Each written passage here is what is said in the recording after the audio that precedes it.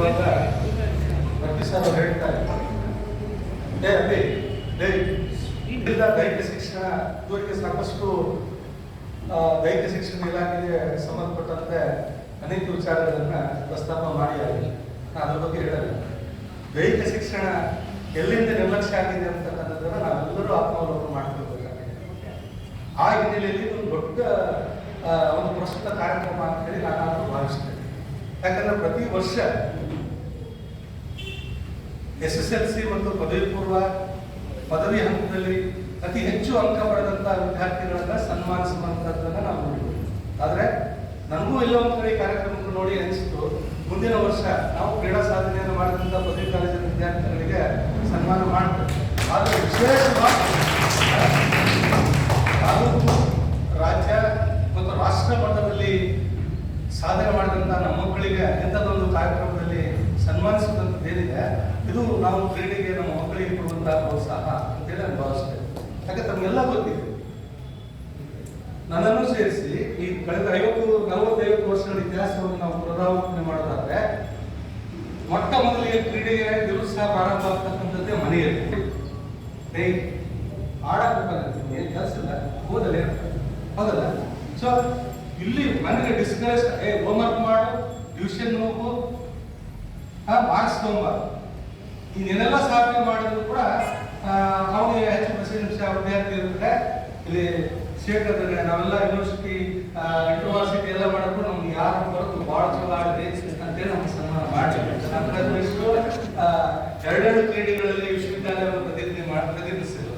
ನಾನು ಇದೆಲ್ಲ ಯಾಕೆ ಹೇಳ್ತಾ ಇದ್ದೀನಿ ಅಂತಂದ್ರೆ, ಬಹಳಷ್ಟು ನಾವು ಎಲ್ಲೋ ಒಂದು ಕಡೆ ಮಗುವಿನ ಪ್ರಾರಂಭದ ಹಂತದಲ್ಲಿನೇ ಕ್ರೀಡೆಗಳಿಗೆ ನಿರುತ್ಸಾಹ ಸಿಗ್ತದೆ ಅನ್ನುವಂಥದ್ದನ್ನ ನಾವು ಸೂಕ್ಷ್ಮವಾಗಿ ಗಮನಿಸಬೇಕಾಗುತ್ತೆ. ಆ ನಂತರ ಮತ್ತೊಂದು ಬಹಳಷ್ಟು ಪ್ರಮುಖವಾದಂತಹ ಅಂಶ ಅಂತಂದ್ರೆ, ನಮ್ಮ ಶಿಕ್ಷಣ ವ್ಯವಸ್ಥೆಯು ಕೂಡ ದೈಹಿಕ ಶಿಕ್ಷಣವನ್ನು ನಿರ್ಲಕ್ಷ್ಯ ಮಾಡ್ತದೆ ಅನ್ನುವಂಥದ್ದನ್ನ ಬಹಳ ಸೂಕ್ಷ್ಮವಾಗಿ ನಾವು ಗಮನಿಸಬೇಕು. ಯಾಕೆಂತಂದ್ರೆ ಇಲ್ಲಿ ಒಂದು ಮಕ್ಕಳಿಗೆ ಆಟ ಆಡ್ಲಿಕ್ಕೆ ಸಮಯ ಸಿಗದೆ ಇರುವಂತಹ ಸೆಮಿಸ್ಟರ್ ಪದ್ಧತಿ ಪದವಿ ಪೂರ್ವ ಶಿಕ್ಷಣದಲ್ಲಾಗಿರ್ಬೋದು, ಹೈಸ್ಕೂಲ್ ಮಟ್ಟದಲ್ಲಾಗಿರ್ಬೋದು ಮತ್ತು ಕಾಲೇಜು ಮಟ್ಟದಲ್ಲಿ ಇವತ್ತು ನಾವು ಮಕ್ಕಳಿಗೆ ಕ್ರೀಡೆಯನ್ನ ಮಾಡಿಸಲಿಕ್ಕೆ ಅವಕಾಶ ಇಲ್ಲ. ಅಂತಹ ಸ್ಥಿತಿ ಇವತ್ತು ನಿರ್ಮಾಣ ಆಗಿದೆ. ಅದರಿಂದ ಬಹಳಷ್ಟು ಪ್ರಮುಖವಾದಂತಹ ಕಾರಣ ನಮ್ಮ ಸರ್ಕಾರ ಮತ್ತು ವಿಶ್ವವಿದ್ಯಾಲಯದ ಒಂದು ಬದಲಾದಂತಹ ಶೈಕ್ಷಣಿಕ ವಿಷಯಗಳು ಕೂಡ ಆಗಿವೆ. ಸೊ ಈ ಹಿನ್ನೆಲೆಯಲ್ಲಿ ಎಲ್ಲೋ ಒಂದು ಕಡೆ ಕ್ರೀಡೆಗಳು ನಿರ್ಲಕ್ಷ್ಯ ಆಗ್ತದೆ. ಆ ಕಾರಣಕ್ಕೋಸ್ಕರ ನಾವು ನಮ್ಮ ಜವಾಬ್ದಾರಿ ಏನು ಅಂತಂದ್ರೆ, ಒಬ್ಬ ಪ್ರಾಧ್ಯಾಪಕರಾಗಿ ಮತ್ತು ದೈಹಿಕ ಶಿಕ್ಷಣ ಮಾಸ್ಟರ್ ಆಗಿ ನಾವು ನಮ್ಮ ಮಕ್ಕಳಿಗೆ ಕ್ರೀಡೆಯ ಬಗ್ಗೆ ಹೆಚ್ಚು ಮಹತ್ವವನ್ನು ಕೊಡಬೇಕಾಗಿದೆ. ಆ ನಿಟ್ಟಿನಲ್ಲಿ ಈ ಕಾರ್ಯಕ್ರಮ ಅತ್ಯಂತ ಪ್ರಸ್ತುತ ಅಂತ ಹೇಳಿ ನಾನು ಭಾವಿಸಿದ್ದೇನೆ. ಮತ್ತು ವಿಶೇಷವಾಗಿ ನಮ್ಮ ಅಖಂಡ ಬಳ್ಳಾರಿ ಜಿಲ್ಲೆಯಲ್ಲಿದೆ ನಮ್ಮ ಹೂವಿನೊಳಗೆ ಕ್ರೀಡೆ ಮತ್ತು ಸಾಹಿತ್ಯ ಮತ್ತು ಕಲೆಗೆ ಒಂದು ವಿಶೇಷವಾದಂತಹ ಸ್ಥಾನಮಾನ ಇದೆ. ಅದು ಈ ಮಣ್ಣು, ಈ ನೆಲಕ್ಕಿರುವಂತಹ ಮತ್ತು ಈ ನೆಲದ ಜಲಕ್ಕಿರುವಂತಹ ಶಕ್ತಿ ಅಂತ ಹೇಳಿ ನಾನು ಭಾವಿಸ್ತೇನೆ. ಯಾಕಂದ್ರೆ ನಮ್ಮ ಕ್ರೀಡೆ ಅಂತ ತಕ್ಷಣ ಬಹುತೇಕ ಇಲ್ಲಿ ಬಹಳಷ್ಟು ಇರಬೇಕು ಅಂತವ್ರಿಗೆ ಎಲ್ಲ ಗೊತ್ತಿದೆ. ನಮ್ಮ ಕ್ರೀಡೆ ಅಂತ ತಕ್ಷಣ ನನಗೆ ನೆನಪಾಗುವಂಥದ್ದು ಸೂರ್ಯ ಮತ್ತು ಚಂದ್ರ ಅಂತೇಳಿ ಬಹಳಷ್ಟು ಹೇಳ್ತಾರೆ. ಸೂರ್ಯ ಅಂದ್ರೆ ಸೋಮಪ್ಪ, ಚಂದ್ರ ಅಂದ್ರೆ ಚಂದ್ರಪುರುಷ.